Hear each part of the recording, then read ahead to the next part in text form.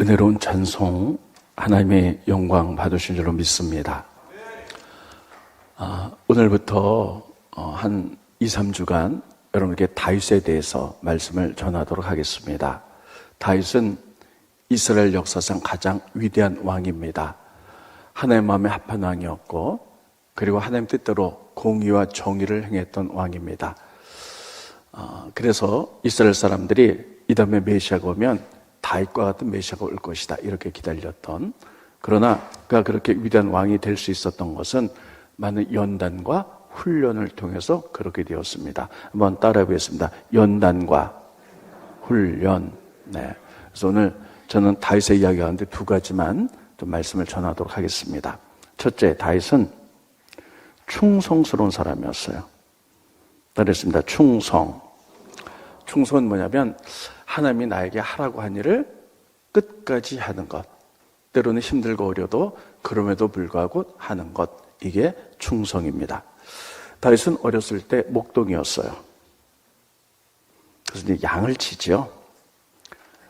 그런데 양을 치는데 그 당시에 목동은 한 양 100마리나 200마리쯤 몰고 나가서 이렇게 산이나 들로 다니면서 양들을 길렀습니다. 그런데 양들을 길르다 보면 배고픈 사자나 곰들이 나타나서 양을 잡아갑니다. 보통 사람들 같으면 그게 무섭지요. 더군다나 어린 다윗은 15세에서 16세쯤 되는 어린 소년이었습니다. 곰이나 사자가 달려들면 얼마나 무섭겠어요. 그러면 도망가도 괜찮습니다. 나중에 아버지가 뭐라 그러면 아버지가 이렇게 말할 거예요. 양 한 마리 잃는 것보다 네 생명이 훨씬 귀하다, 괜찮다, 이렇게 말할 겁니다. 여러분, 사자가 한 마리가 나타나서 기껏해 양 한 마리 잡아갈 수 있는 거지요. 그런데도 이 다윗은 아버지가 나에게 맡겨진 양이기 때문에 끝까지 최선을 다해서 성실하게 충성하는 모습을 보입니다. 그래서 사자나 곰이 나타나서 어린 양 한 마리 잡아가면요, 끝까지 쫓아가는 거예요. 그래서 곰이나 사자를 잡고 이 물고 있던 목을 열어서 어린 양을 끄집어냅니다. 그리고 그 동물들이 막 반항을 하면 숨을 쳐서 죽였다라고 이렇게 얘기를 합니다. 스크린 보십니다. 사무엘상 17장 34절로 35절에 보면 다윗이 사울에게 말하되 주의 종이 아버지의 양을 지킬 때에 사자나 곰이 와서 양떼에서 새끼를 물어가면 내가 따라가서 그것을 치고 그 입에서 새끼를 건져내었고 그것이 일어나 나를 해오고자 하면 내가 그 수염을 잡고 그것을 쳐 죽였나이다, 이렇게 얘기합니다. 근데 여러분, 그 얼마나 무서워서 도망가도 돼요. 그러나 아버지가 맡긴 양이기 때문에 끝까지 최선을 다하고 충성했다는 거예요. 근데 그것을 따라해 보겠습니다. 하나님이 보셨다. 하나님 보셨어요. 그래서 하나님이 그것을 보시고 이렇게 얘기합니다. 저렇게 미물인 양 한 마리도 귀하게 여기는데 내가 나중에 저 아이를 왕으로 삼으면 이스라엘 백성 가운데 소외되고 고통당하고 연약한 질 한 사람 한 사람 돌릴 테니 그를 마음에 합한 자로 여겨서 그를 이제 왕으로 어렸을 때 점지했다. 성경에 그렇게 기록하고 있습니다. 스크린 보시죠. 시편 78편 70절로 71절에 보면 이렇게 쓰고 있습니다. 또 그의 종 다윗을 택하시되 양의 우리에서 취하시며, 어렸을 때 양을 취할 때 양을 이렇게 할 때 하나님이 그걸 보셨다는 거예요. 또 그의 종 다윗을 택하시되 양의 우리에서 취하시며 전양을 지키는 중에서 그들을 이끌어내사 그의 백성인 야곱 그의 소유인 이스라엘을 기르게 하셨더니, 그러니까 여러분, 이렇게 어린 다윗을 하나님이 다 보고 계셨어요. 그래서 저렇게 미물인 양 한 마리도 귀하게 여기니 나라를 맡겨도 백성 하나하나 귀하게 여길 것이다. 그래서 어린 그 다윗이 양무리를 칠 때에 하나님께서 왕으로 이미 점지해 두셨어요. 그러면 그래서 우리는 이런 것들을 발견해 볼 수 있습니다. 그러면 그 양들은 자기네 것, 곧 재산이니까 저렇게 어려움을 무릅쓰고 다윗이 양들을 지켰지, 이렇게 생각할 수 있어요. 물론 그럴 수도 있어요. 만약에 다윗이 다른 사람의 양을 위탁받았다면 아마 양 한 마리 잃어버린 거 도망갔을지도 몰라. 근데 그렇지 않습니다. 여러분, 다윗은요, 성경을 자세히 보면 출생의 비밀이 있었어요. 다윗은 성경을 자세히 보면 서자였을 가능성이 많습니다. 우리가 구약의 열왕기나 역대기를 보면요, 왕들의 이름이 나옵니다. 그때 보면 그의 어머니의 이름이 반드시 기록되어 있어요. 그런데 다윗의 어머니의 이름은 기록된 적이 없습니다. 그렇게 위대한 왕 다윗의 어머니는 이름이 없어요. 여러분 혹시 성경 읽으시다가 다윗의 어머니 이름 보신 적이 있으십니까? 없어요. 모든 왕들은 어머니 이름이 나오는데도 불구하고 이것을 통해서 아마 다윗이 그의 아버지가 다른 여인과 부적절한 관계를 통해서 서자로 태어나기 때문에 아마 그것을 이름을 쓰지 않을 것이다, 이렇게 얘기를 합니다. 또 시편에 보면 다윗이 이렇게 기록하죠. 스크린 보십니다. 시편 51편 5절에 보면 내가 죄악 중에서 출생하였으며 어머니가 죄지어서 나를 잉태하였나이다. 이거 보면 우리는 이것을 인간의 원죄로 첫째 풉니다. 두 번째는 다윗이 자기의 인생을 고백하는 거죠. 내가 죄악 중에 출생했고 나의 어머니가 죄악 중에 나를 낳았다. 그게 뭐냐면 자기는 자기 아버지가 이렇게 다른 여인과 부적절한 관계를 통해서 서자로 태어났다, 이런 것들을 의미하고 있습니다. 세 번째는요, 이 다윗은 서자였기 때문에 가정에서 아들 취급을 못 받았어요. 지금 사무엘이 이새의 집에 옵니다. 그리고 그 아들들 가운데 하나 기름 부어서 왕으로 삼기 위해서 아들들을 다 데리고 오라 그랬어요.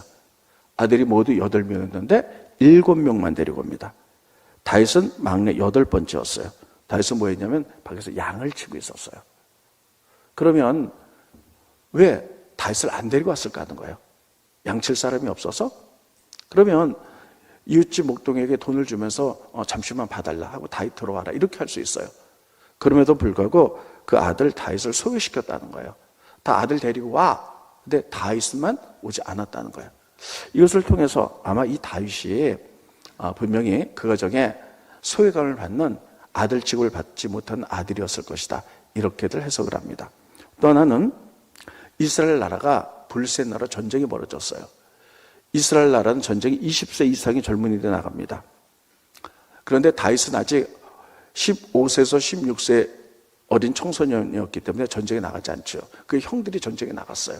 근데 아버지가 형들이 전쟁에서 잘 있는지 밥은 굶지 않는지 대단히 궁금했어요. 여러분, 우리 교회 여러분들도 자녀가 군대 가면 늘 자녀를 생각하죠. 어디 다치진 않는지, 잘 있는지. 마찬가지로 다윗의 아버지 이새는 그 형들이 궁금해가지고 다윗에게 심부름을 냅니다. 먹을 것을 많이 싸가지고 다윗에게 전쟁터에 나가서 형들에게 주고 다닌 백부장이나 군인대도 주고 와라, 이렇게 말해서 뭐라 그러냐면 올 때에 받았다는 영수증 받아와라, 이렇게 얘기해요. 이 부분도 좀 이상하지 않습니까? 여러분, 우리들이 지금은 그렇지 않지만 이사를 가면 떡을 해서 이웃집에게 다 돌려서 인사를 합니다. 그러면 아이들한테 떡을 싸주면서 이거 앞집, 옆집 아줌마 갖다 드려. 그리고 올 때 떡 잘 받았던 영수증 받아와. 이런 부분은 아무도 없어요. 자녀를 믿기 때문이죠. 그런데 다윗에게는 그렇게 하지 않았다는 거예요. 스크린 보십니다.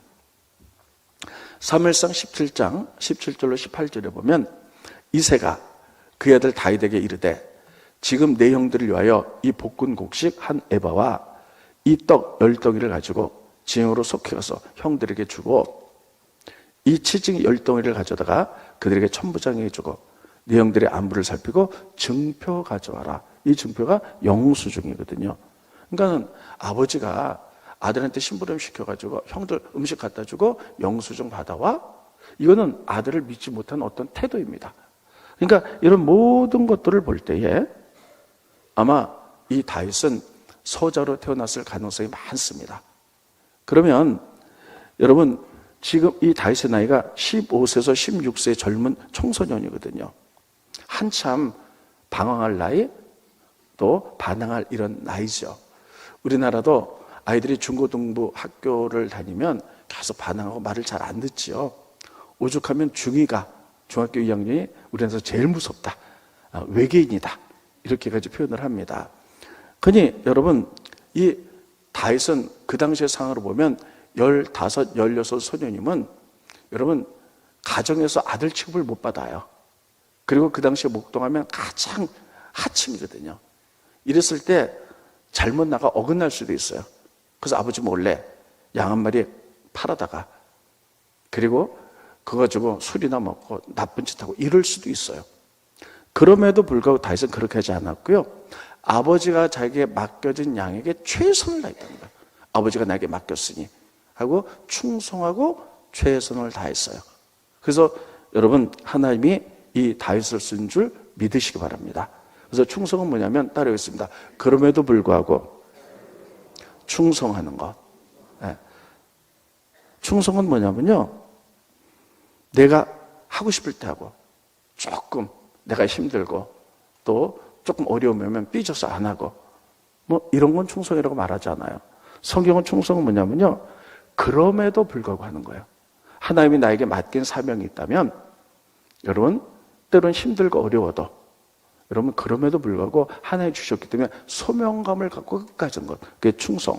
그래서 충성은 성령의 열매입니다. 따로 했습니다. 그럼에도 불구하고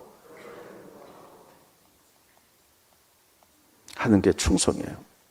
성경에 보면 성경상의 모든 하나님께 쓰임 받은 사람은요, 힘들고 어려움, 그럼에도 불구하고 하나님이 하라는 일들을 했어요. 그 대표적인 사람이 아브라함입니다.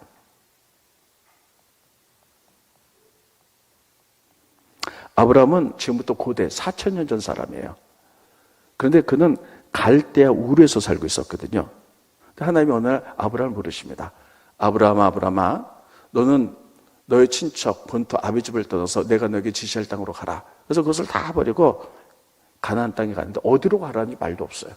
그냥 가라. 그래서 하나님의 음성을 들으면서 매일매일 옮겨서 가나안 땅에 가게 됩니다. 이게 쉬운 일이었을까요? 결코 그렇지 않습니다. 지금부터 4,000년 전에 고대 세계에서는요, 도시가 하나의 국가였어요. 그래서 우르는 도시국가였어요. 그런데 이 도시에 살면 안전해요. 이 도시국가에는 왕이 있었고 세금을 내면 왕들이 보호해줬죠. 그리고 성곽이 있었어요. 그 안에 살면 안전했어요. 외부의 적들이 쳐들어오지 못하죠. 그런데 여러분, 단체로 여러분 많은 사람들이 이 도시를 떠나는 경우는 안전할 수 있어요. 여러 사람이 가니까. 그런데 어떤 개인이 혼자 떠났다. 이거는 무슨 일을 당할지 몰라요. 그때는 야만의 시대였고, 그래서 도시를 떠난다는 것은 죽음을 의미합니다. 예를 들면 한 가족이 떠나잖아요. 그러면 그다음에 야만인들, 이방인들 이런 사람들이 어떻게 했냐면, 이렇게 보면 남자는 죽였어요. 그 여자는 겁탈을 하고 아이들을 노예로 팔았던 이러한 시대예요. 그러니까 여러분, 아브라함의 하나님의 음성을 듣고 그 말씀에 순종하기는 무지하게 어려웠을 거예요. 목숨을 내놔야 되니까요. 근데도 하나님이 가라는 그 길을 갔다는 거예요. 근데 그가 두려움이 없었을까요? 아니요. 엄청나게 두려웠어요. 그래서 그는 갈대우를 떠날 때 그 안에 사례하고 약속을 합니다. 그 안에 사례가 굉장히 미인이거든요. 그래서 이렇게 얘기합니다.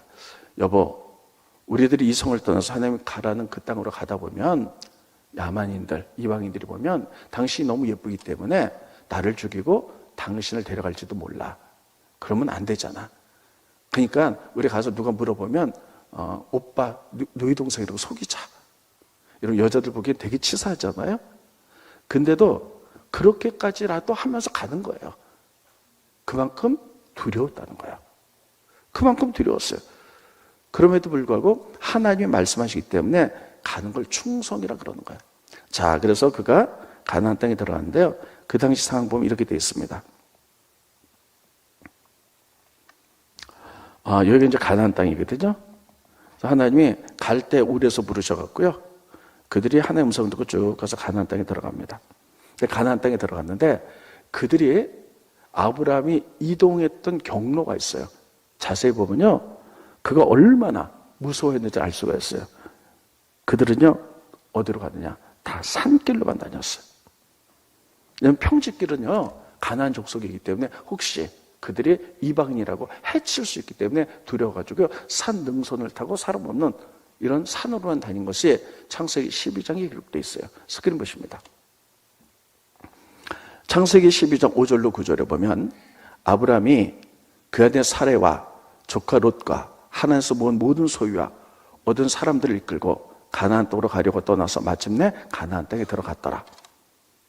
아브라함이 그 땅을 지나 세겜 땅 모래 상수리 나무에 이르니, 여러분 이거 지우지 마시고요. 그냥 두세요. 세겜 땅 모래 상수리 나무는 뭐냐면요, 그 당시에 가나안 사람들은 그들의 신에게 제사 드릴 때요, 산 꼭대기에 상수리 나무가 있으면 거기서 제사 드렸다는 거예요. 그러니까 그 길로, 산길로 다녔다는 거예요. 왜 평지로 못 다닙니까? 그때 가나안 사람들이 그 땅에 거주했어요. 그래서 그들을 만나면 자기를 해칠까 봐 무서워서 산길로만 다닙니다. 계속 넘겨주시고요.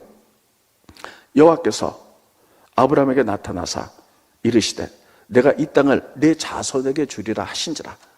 자기에게 나타나신 여호와께 그가 그곳에서 제단을 쌓고 거기서 베델 동쪽 산으로 막 가는 거예요.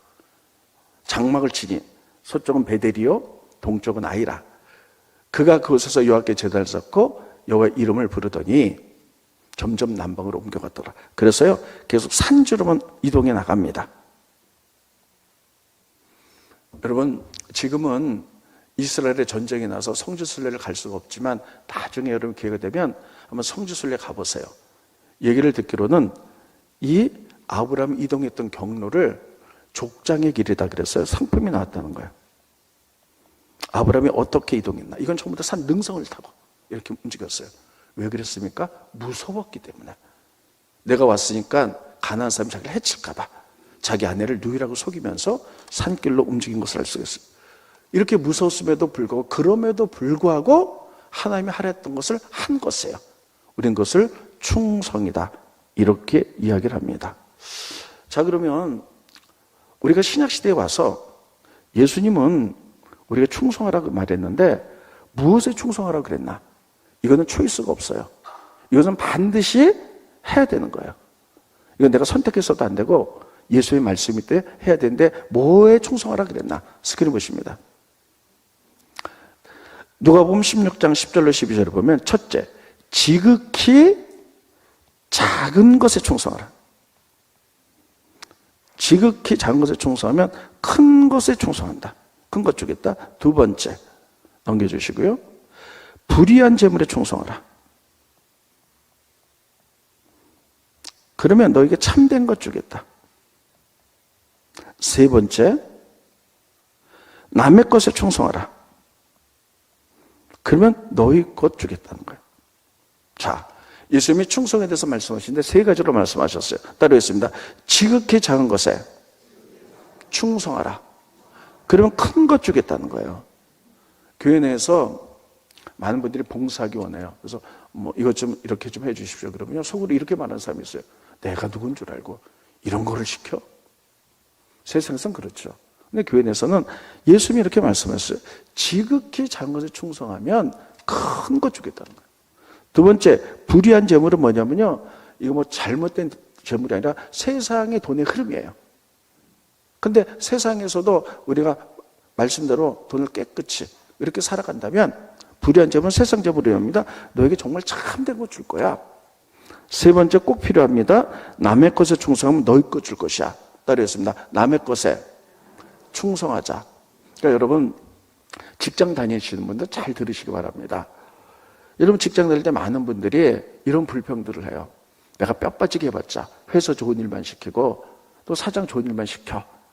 그래서 소망이 뭐냐면 자기 사업 한번 해보는 거, 이런 거죠. 그런데 성경은 우리에게 이렇게 가르치고 있습니다. 남의 밑에 있을 때 그 남의 것, 회사에 충성하라는 거예요. 그러지 않으면 너희 것 주겠다는 거예요. 이건 초이스가 아닙니다. 선택이 아닙니다. 반드시 해야 되는 거예요. 예수님의 명령이기 때문에.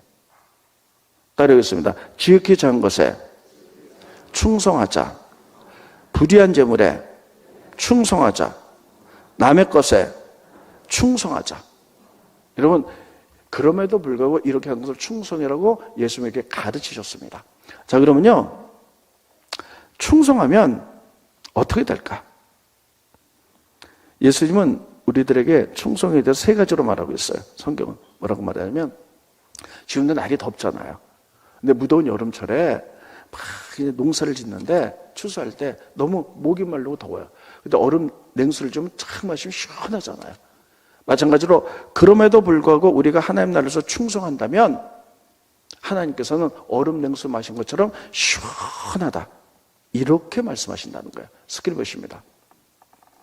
잠언서 25장 13절에 보면 충성된 사자는 그를 보내신 이에게 마치 추수한 날에 얼음 냉수 같아서 능히 그 주인의 마음을 시원하게 하느니라.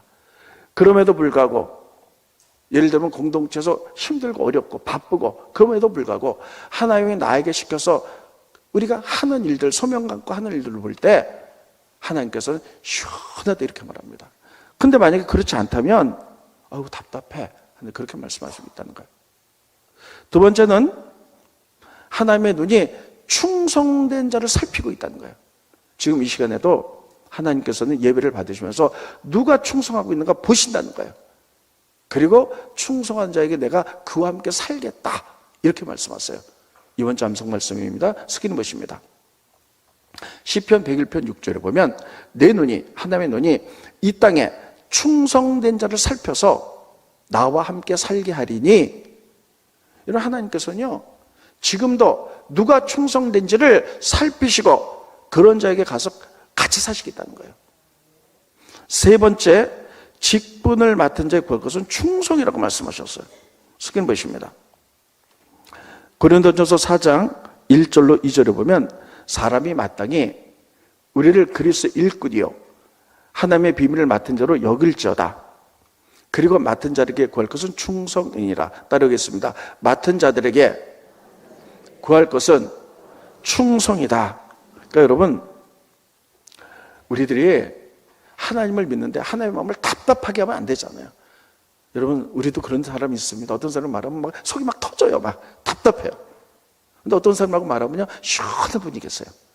마찬가지로 그럼에도 불구하고 하나님이 나에게 시켰기 때문에 우리가 그 일에 매진해 나갈 때 하나님 시원하다 말씀하실 것이며, 내 눈이 너를 보니 너 충성스러운 사람이라서 내가 너와 함께 살겠다 이렇게 말하는 줄 믿으시길 바랍니다. 그래서 여러분, 하나님의 마음을 시원케 하는 여러분들이 되시기를 예수님 이름으로 축원드리겠습니다. 한번 따르겠습니다. 그럼에도 불구하고 충성하자.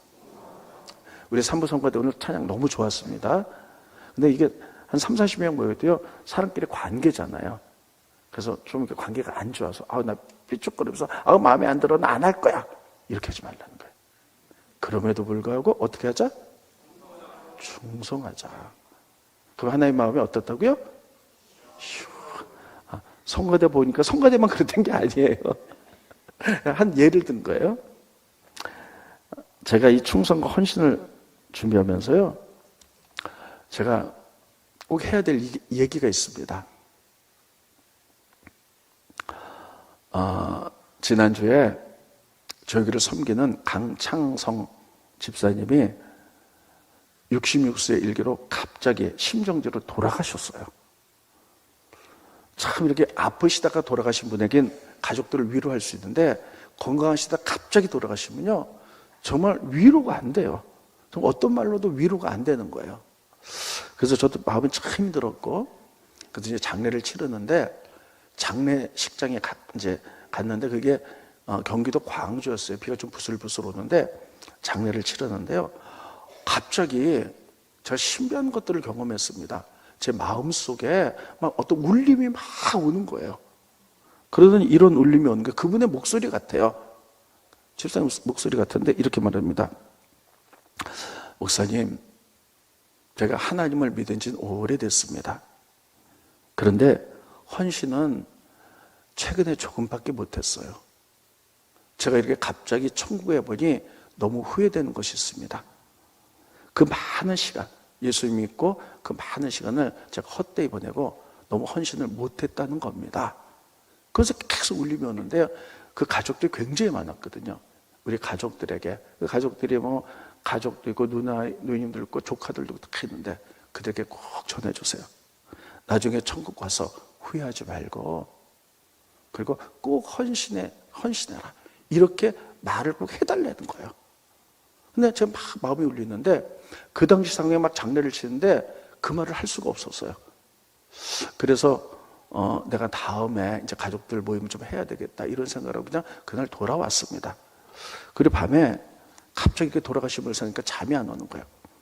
그러다가 지난주에 잠을 잤는데 너무 생생하게 꿈을 꿨어요. 꿈인데 너무 생생해요. 꿈속에 강창성 집사님 같은데 모습은 보이잖아요. 근데 똑같이 얘기를 하는 거예요. 아주 그 소리가 막 지금도 귀에 울리는 것 같아요. 목사님, 저는 하나님 믿은 지 오래됐지만 제가 헌신을 많이 하지 못했습니다. 천국에 보니 가장 후회된 게 이것입니다. 처음에는 장례를 때 가족에게 부탁했는데 지금은 꿈속에서 이렇게 얘기해요. 교인들에게 이 말씀을 꼭 해주세요. 여러 가지 예수 믿은 지 오래됐지만 바빴다고 여러 가지 이유로 시간 허비해서 나중에 천국 가서 헌신 못했다고 후회하지 마시고, 그리고 후회함이 없도록 꼭 헌신해서 하나님을 세워서 하나님의 큰 상급 받을 수 있도록 꼭 전해주세요. 이렇게 꿈속에 너무 생생하게 들리니까 제가 가다 일어났어요. 이게 꿈이었어요. 근데 너무 생생한 거예요. 그러니까는 이렇게 장례식 때 또 꿈속에서 이렇게 두 번이 겹쳐졌기 때문에 제가 그것을 하나님의 음성으로 들었습니다. 그래서 제가 이게 너무 신비주의 같지만 여러분에게 말씀을 전하는 거예요. 아, 헌신해야 되겠구나. 우리들은 바쁘고 또 때로 공동에서 무슨 일이 있어서 삐지고 뭐 어쩌고 저쩌고 그래서 우리가 못하는 경우도 많지만, 그럼에도 불구하고 하나님께서 헌신하는 여러분들이 될 수 있기를 예수님의 이름으로 축원드리겠습니다. 그렇게 할 때 하나님이 마음이 시원하다 이렇게 말씀하실 거예요. 두 번째, 다윗은 실력자였어요. 여러분, 우리들은 이렇게 이야기를 합니다. 무슨 일이 있으면 우리 자녀를 위해서 기도하면 되지. 여러분, 기도가 물론 기도를 통해서 사람이 역사하지만요, 여러분 아이가 있어요. 근데 이 아이가 좋은 대학교 가려고 많이 기도해요. 근데 아이가 공부하지 못하면 아무리 기도하면, 공부를 안 하면 아무리 기도해도 좋은 대학교 갈 수가 없는 거예요. 그래서 기도 플러스 따르겠습니다. 실력. 따르겠습니다. 기도, 실력. 두 가지가 있어야 되는 거예요. 여러분, 지금 다윗이 하나님께 쓰임 받을 수 있었던 것은요, 기도와 영성과 실력 두 가지가 있었기 때문이에요. 자, 지금 이스라엘에 전쟁이 벌어졌습니다. 그래서 블레셋 나라에 골리앗이 쳐들어와요. 골리앗은 여러분 잘 아는 대로 키가 3m나 돼요. 그래서 온 놈을 무장을 하고 창을 하나 들고 왔는데 배틀잼 안에 그걸 휙휙 돌리면서, 그러니까 이스라엘 장군들이 너무나 무서워서 다 도망갔어요. 그래서 골리앗과 싸울 사람이 없어요. 그때 어린 다윗이 이렇게 얘기합니다. 내가 가겠습니다. 그래서 골리앗 앞에 선포합니다. 영성으로 선포하죠. 너는 칼과 창과 단창으로 내게 나오거냐? 나는 만군의 여호와 이름으로 내게 나가노라. 하나님이 이기게 해줄 것이다. 하나님이 내 편이다. 이렇게 나가요. 근데 믿음으로 선포했다고 무조건 다 이길 수 있나요? 여러분, 아무리 선포해도 골리앗이 키가 3m나 되는데 조그만 다윗이 그렇게 선포했다고. 그러니까 이 골리앗이 웃는 거예요. 야, 네가 나를 개로 보느냐? 조그만 물매하고 조약들 다 섞여가지고 네가 이기겠다고 껄껄껄껄 웃지요. 그가 실력이 없었다면요, 골리앗을 이길 수가 없었을 거예요. 그런데 여러분, 다윗은요 어떻게 하냐면 그 이야기를 하고 자, 우리가 그 이야기의 선포한 것부터 좀 보도록 하겠습니다. 스크린 보십니다. 사무엘상 17장 45절에 보면 다윗이 블레셋 사람에게 이르되 너는 칼과 창과 단창으로 내게 나오거니와 나는 만군의 여호와의 이름 곧 내가 모욕하는 이스라엘 군대 하나님의 이름으로 내게 나가노라. 믿음으로 선포한 거죠. 믿음이 있었죠. 이렇게 믿음이 있었어요. 그런데 여러분, 지금 골리앗을 보면요, 아무리 믿음으로 선포해도 골리앗은 키가 3m나 높고요, 온몸을 다 무장했거든요. 그리고 보이는 곳이라는 건 눈밖에 안 보여요. 막 철구도 쓰고요, 눈밖에 안 보여요. 그런데 다윗이 이런 물매도 조약을 가지고 휙 해서 던져가지고 여기를 맞춰서 골리앗을 죽이거든요. 이게 보통 어려운 일이 아니에요. 왜 어려운 일이 아니냐? 백발백중 맞출 수는 있어요. 그런데 여러분, 다윗 앞에 누가 있었냐? 방패든 자가 있었다는 거예요. 그래서 방패든 자가 딱 막아주는 거예요.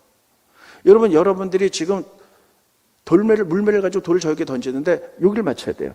근데 방패든 자가 이걸 딱 막고 있으면 아무리 던져도 맞출 수가 없고 죽을 수가 없는 거죠.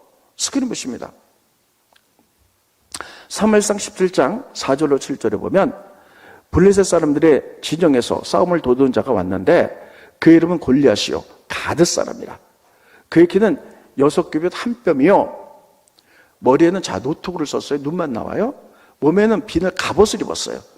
갑옷의 무게는 놋 5,000세겔이며 다리에는 놋 각반을 잡고 어깨에는 놋 단창을 메었으니 이제 완전 무장한 거죠.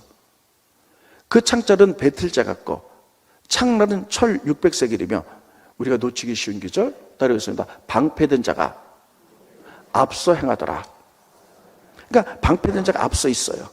그러니까 여러분 다윗은 이 물매로 그냥 계속 이거 선수였거든요. 실력이 있었거든요. 왜냐하면 목자로서 양들을 칠 때 소나 사자나 그리고 곰들이 그 공격해 오면요 물매로 계속 던져서 내쫓았거든요. 그것을 수백 번, 수천 번, 수만 번 했기 때문에 여러분 맞히는 실력이 있었어요. 근데 아무리 실력이 있어도요 여기가 지금 다 무장해서 여기만 보이는데 여기를 맞춰야 되는데 그냥 서 있으면 맞출 수가 있어요. 근데 방패든 자가 딱 맞고 있는 거예요. 이게 무슨 수로 맞춰요? 근데 다시 맞췄거든요. 어떤 전략이 있지 않았겠습니까? 성경은 그 부분을 이렇게 표현하고 있습니다. 스킬 보십니다. 블레셋 사람이 일어나 다윗에게로 마주 가까이 올 때에 다윗이 블레셋 사람을 향해 빨리 달렸다. 따라서 빨리 달렸다. 이게 다윗의 전략이었던 것 같아요.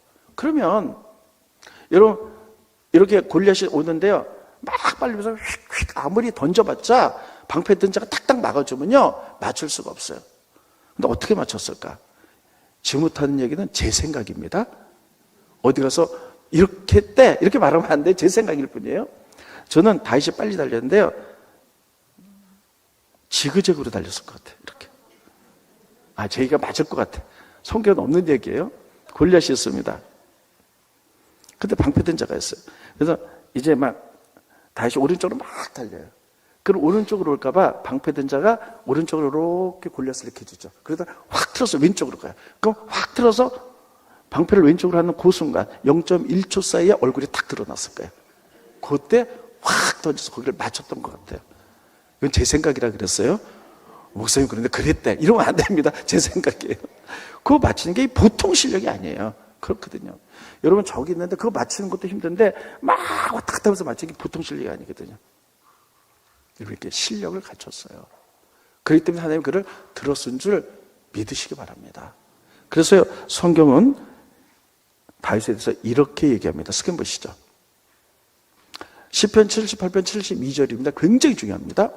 이에 그가 다윗이 그들을 자기 마음의 완전함과 손의 능숙함으로 이 두 가지가 있었다. 마음의 완전함은 하나님과의 관계예요. 그리고 이건 믿음이죠. 손의 능숙함, 이건 스킬, 기술이에요.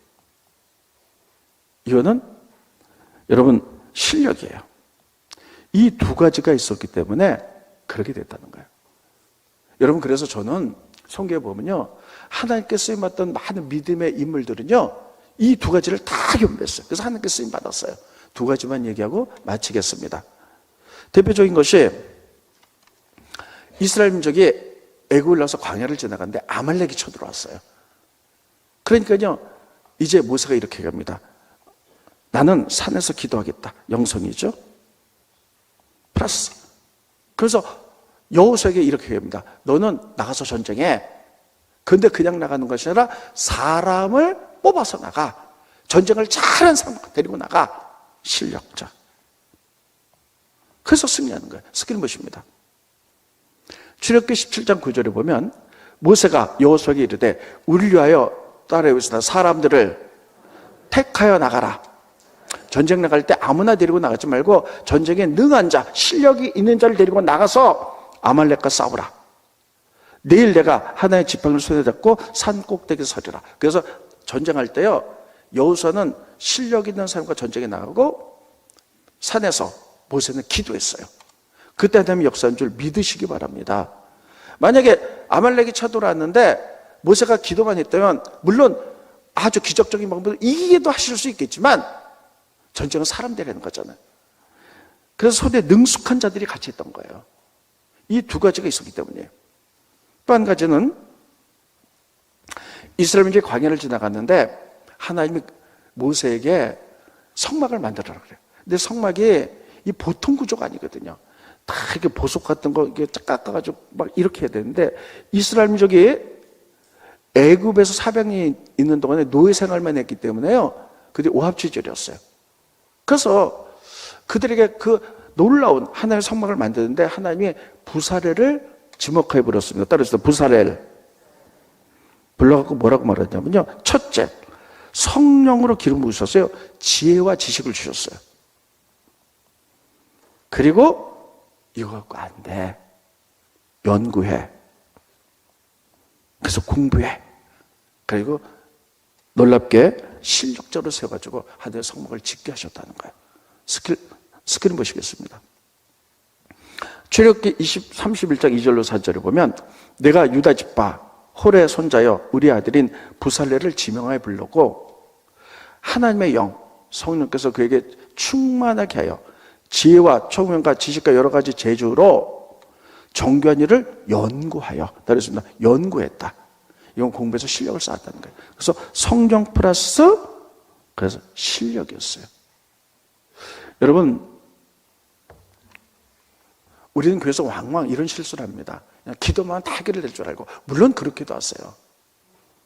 그러나 여러분 또 어떤 사람은요 기도 없이 실력만 쌓아요. 물론 공부 잘해서 높은 자리에 올라가면요 많은 일들을 할 수가 있죠. 영향을 끼칠 수 있죠. 그러나 그것은 하나의 영광이라 자기 영광밖에 되지 않아요.